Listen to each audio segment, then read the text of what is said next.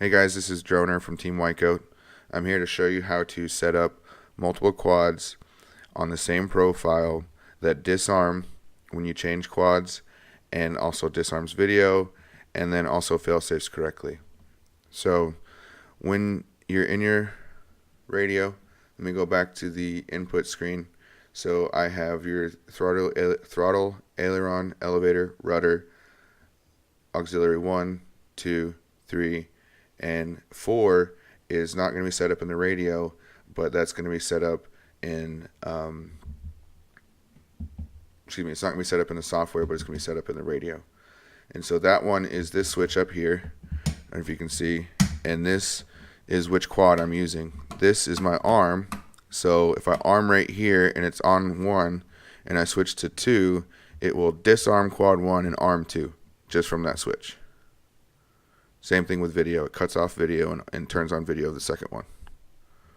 So how that works is in the mixer screen, I have channel 5 has 3 profiles, channel 6 has 3 profiles, channel 7 has 3 profiles.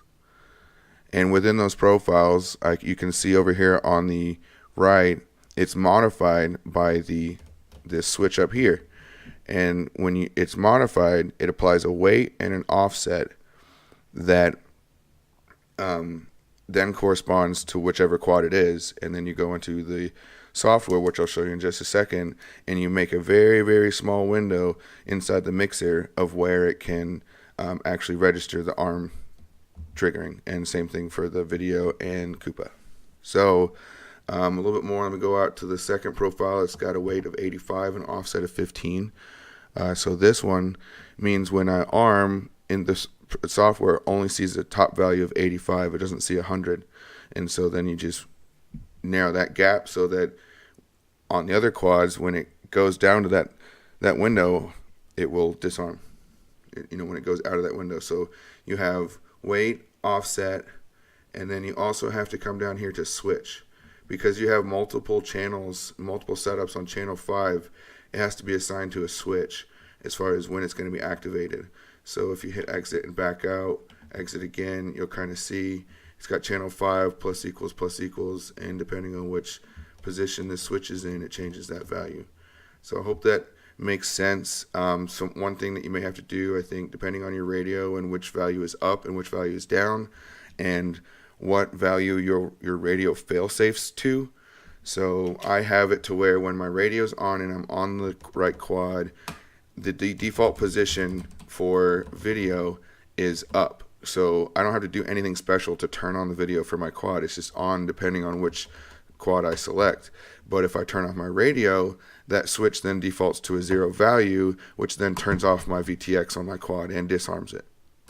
So let me show you real quick. Let me get my computer up. So in the computer, whenever you go to setup and setup modes, I have it set up on you can go to manually set up, and so then that lets you set the specific range that the quad can arm. And so you remember how I said that this one arms from 85 to 100? So right now it's got a 0 value.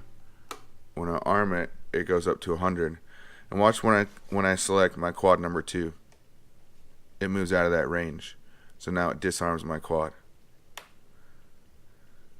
This arm switch is still on right now.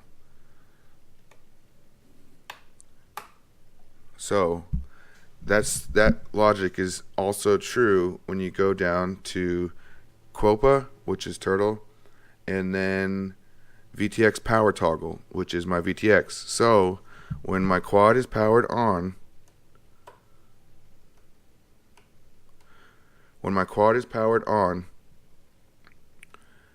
and the radio's off, the VTX is not on. As soon as I turn the radio on and it gets a signal that the switch should be in the up position, it turns on my video. And if I change my quad selector switch to quad number 2, it goes out of that range. So it's you cannot mess it up. So hope this helps some people. I'm sorry if it's a little complicated.